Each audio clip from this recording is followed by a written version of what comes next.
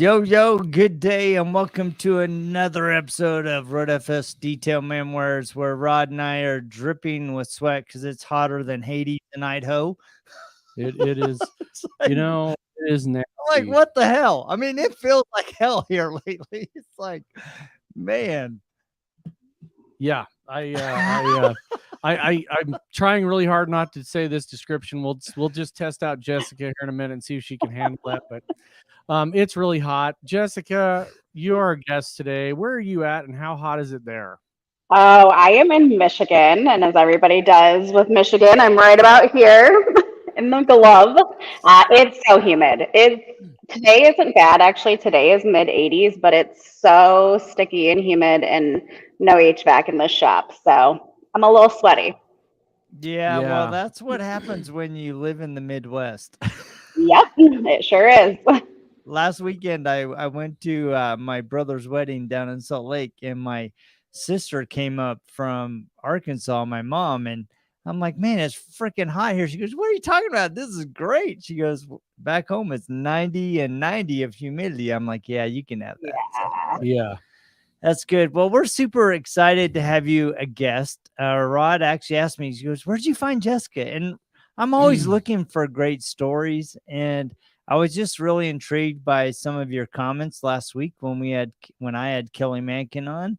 Rod also was at a different wedding Where it was also hotter than the inside of the devil's shorts. It was, yeah. So I'm like, you know what? I want to get to know you. I want to hear your story.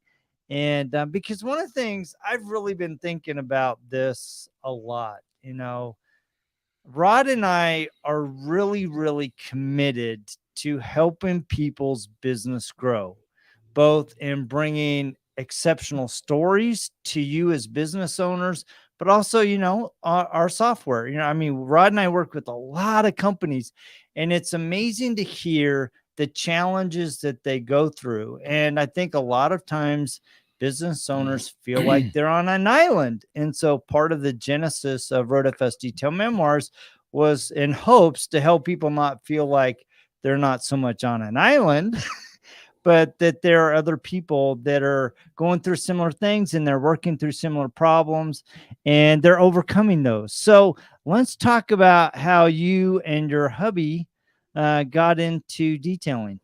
Yeah, so we have a unique story, and boy, have we been on an island, to use use your terms here. But we back in 2018 were at a pivotal point in our lives personally that we had to make some decisions. In 2017, after 15 years in remission from leukemia, Travis, my husband, was diagnosed with stage 4 colon cancer that had already spread to his liver and his lungs. He had spent, 10, 12 years prior to that, working his way up in his career. He's a pilot. We've owned some aviation businesses through the years. But really, he had an MBA and was working in retail management for several years when all of this happened. I myself had been 15 years in business leadership and really strategic leadership roles, mostly in the healthcare sector, but crossing over a few different industries. And when all of this happened, he was out of work, obviously, to pursue his treatment and surgeries and chemo and all of the things that go along with that big daunting diagnosis. And at the time, it kind of all fell on me. So I was in a role where I was working, 60 plus hour weeks, on call 24/7, still in leadership roles, still with several responsibilities outside of the home. And I burn out pretty quickly with having to be a mom, a caregiver, a manager, a leader, an employee, all of the things. So in 2018, it became pretty evident that him transitioning back into, traditional work environment wasn't going to be in the cards for us anytime soon. And so we sat down and said, well, we know how to run businesses. We've run successful businesses together over the years. And so let's start a business, but this time around, let's find something that we're really passionate about, that we both love doing. And so we both actually separately made lists in 2018 of things that we liked doing. And on both of our lists was detailing. I grew up in a shop. My dad was a specialty mechanic. We lived on the lake. I was really big into mini trucks and show cars growing up and classic cars. I built my first engine for a 67 Camaro when I was 7. So, you know, auto industry is just in my blood. Obviously, he's a pilot, but every single weekend he was out detailing his car and had helped with some family members and things too. So we looked at our lists and had that on both of our lists. So we decided, okay, let's make a business plan. And, you know, originally it was supposed to just be very casual, part-time, allow him to do some things as he was physically able through his treatment journey. And in 2019, we kind of realized that this should probably be a little bit more formal than that. And it was quickly taking off. We signed up for Rennie's training at that point. And had a go live date planned for March of 2020, which if you all remember when everything went off, that was our go live. So we really took some time and dedicated ourselves to training and to, you know, learning the industry, relearning the industry and some tools and things for myself, and kind of slowly launched our business officially 2019 into 2020. And it's just taken off from there really organically. Awesome. So I have so many questions. I mean, because there's a lot to unpack there. Yeah. Right. Because I think a lot of, I mean, you guys weren't just hit with the challenge of I'm going to start a new business. You guys are dealing with the challenge of very heavy physical and emotional burdens, both on you as a mom, but also him as the dad. And how are you going to support the family? So I'm assuming, based on some of the things that you said, that a lot of that was falling on your shoulders and on your heart in particular. Yeah, right? absolutely. So how did you personally dig into where you were and dig out of it with your husband? Yeah, you know, we didn't have a choice, to be completely honest with you. There just was no choice. And that's kind of how we went into this business. You know, there was no choice but to make it work and to make it work for us. We really just focused on the things that mattered most to us and the reason why we were doing this.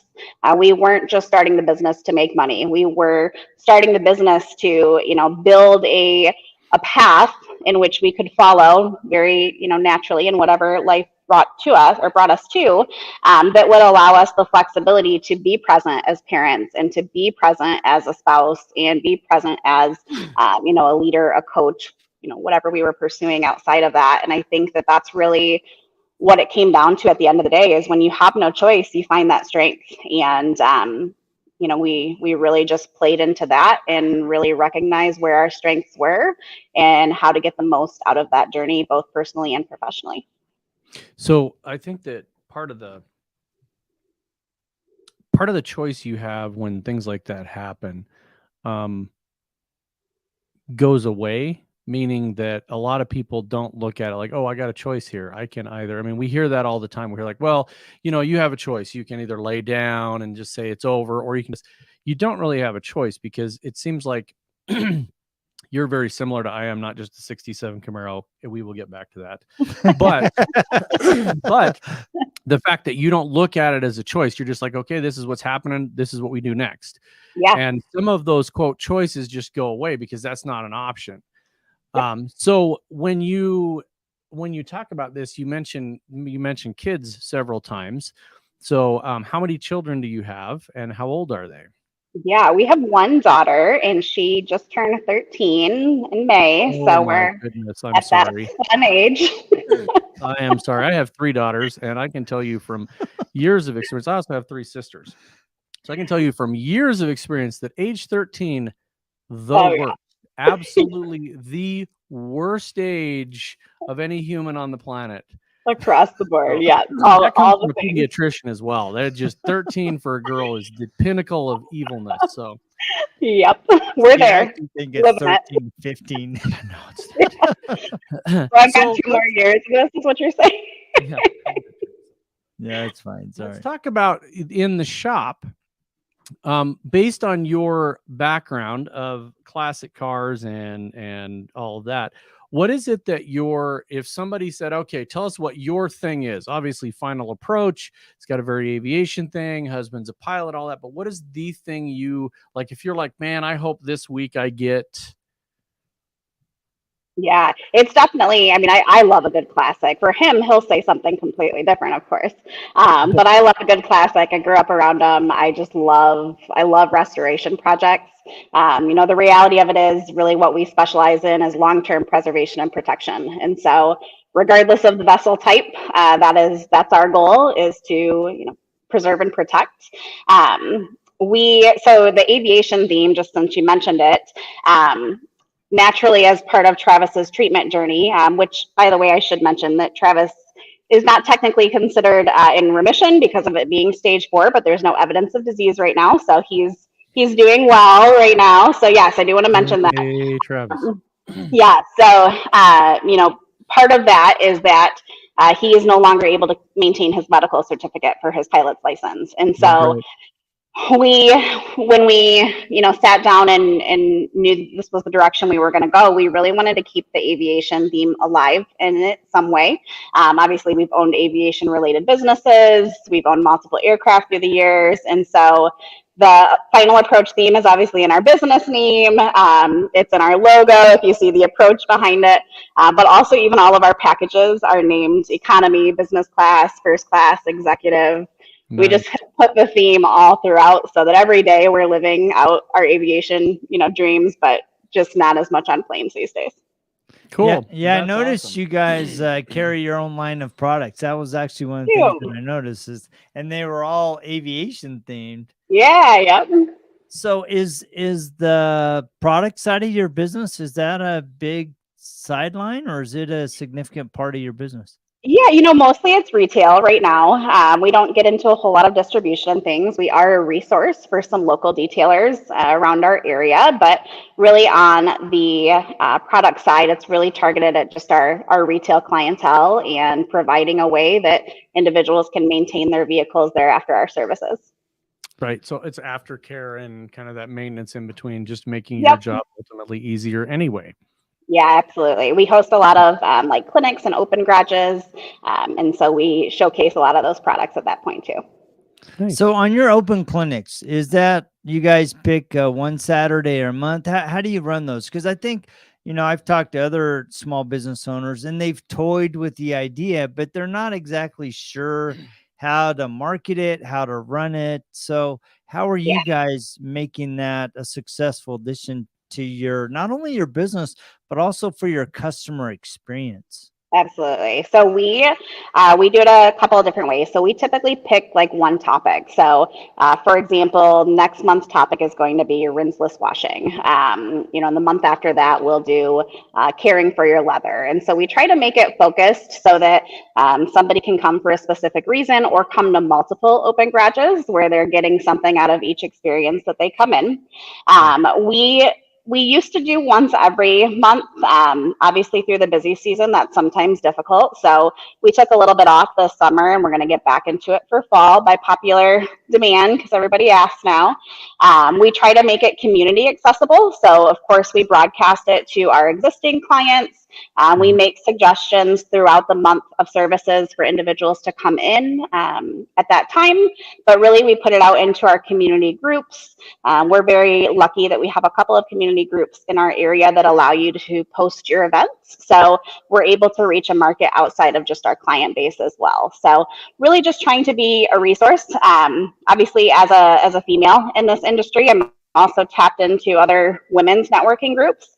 And I think that we do get some turnout of some ladies as well that provides an environment where they don't feel as under the spotlight, we'll say, going to something like learning how to properly care for your car.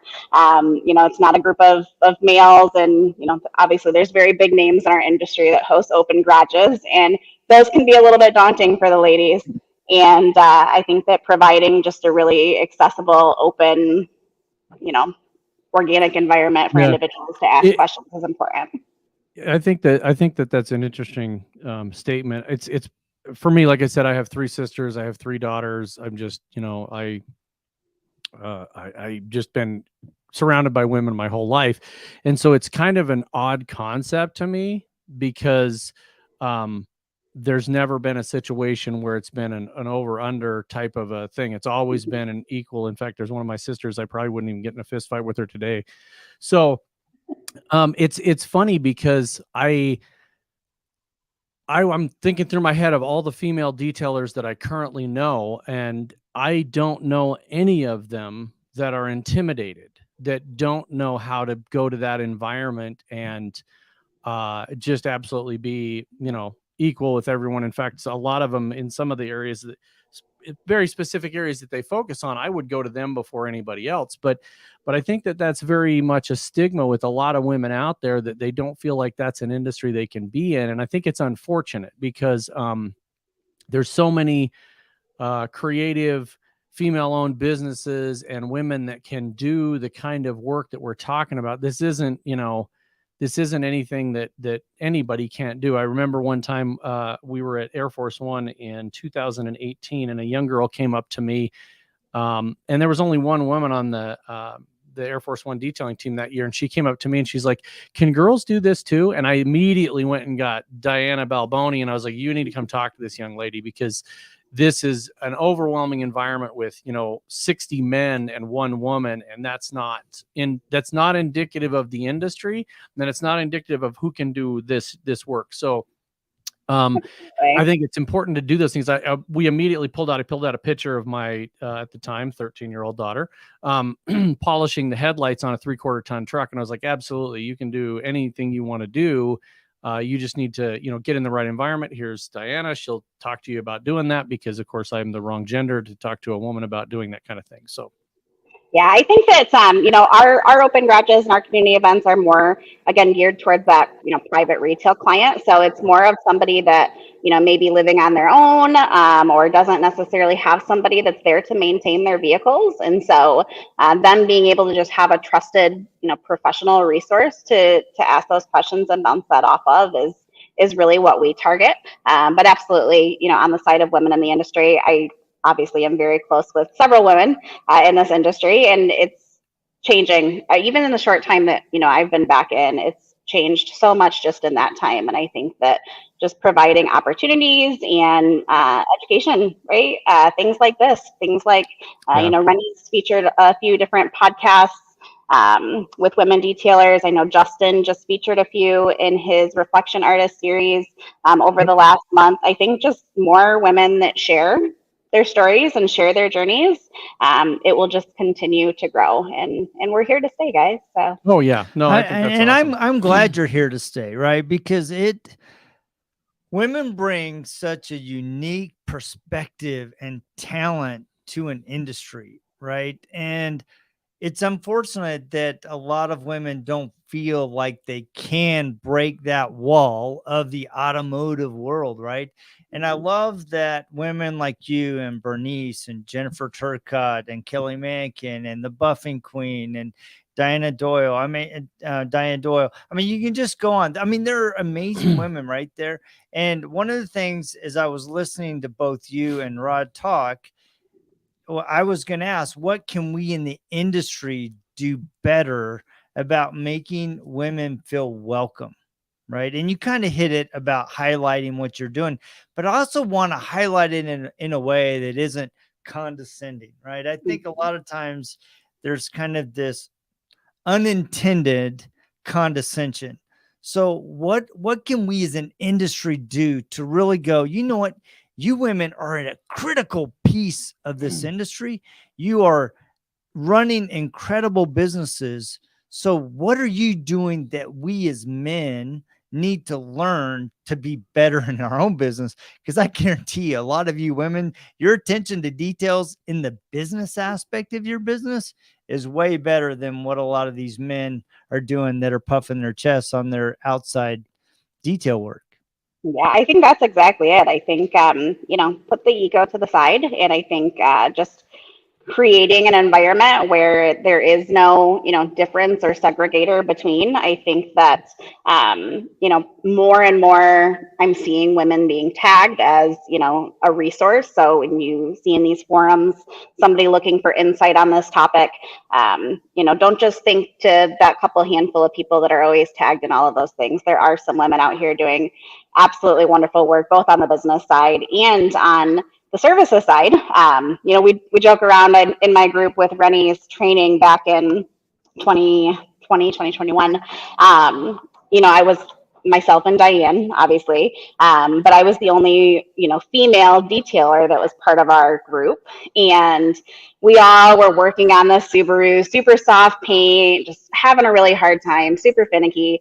And we took it outside, and the only panel that was, fully leveled out was mine. And I think that, for a second, Rennie made everybody just take a step back and look at that, because when guys are kind of in their moment and they're just hammering down on that paint and they got this, and, they're here for a reason and all of that. But when you take a step back and look at the big picture and put that comparison side by side, don't discredit it, right? So I think that kind of taking that step back, taking that ego down a little bit and being able to really assess and level out the playing field is really important.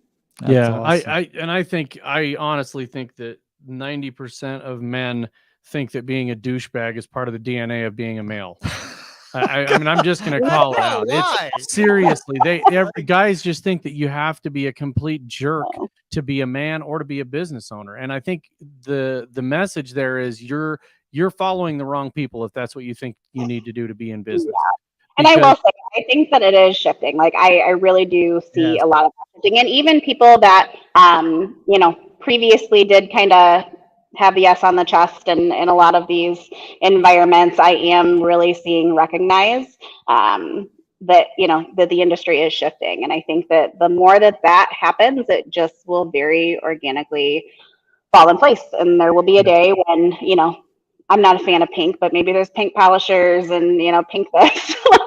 I think that is kind of I think there is a shift, but I think it takes conversations like this and pointing it out. And I don't mean pointing it out like going out on the internet and blasting somebody that's being a jerk, because that does nothing.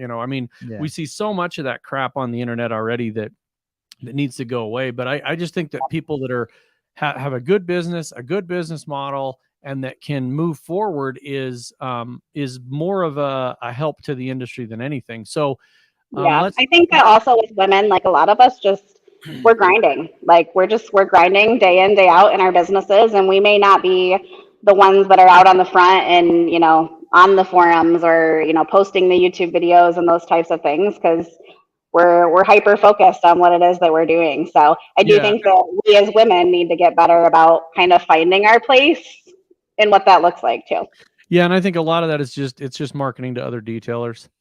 I mean, when I see somebody's Instagram and they have, picture after picture after picture of the high-end cars that they're doing, and 99% of the people following them are other detailers, I'm like, this isn't getting you any business. So let's talk about your business, about Final Approach, about how people find you, how people follow you. You've popped up on my feed probably 24 times.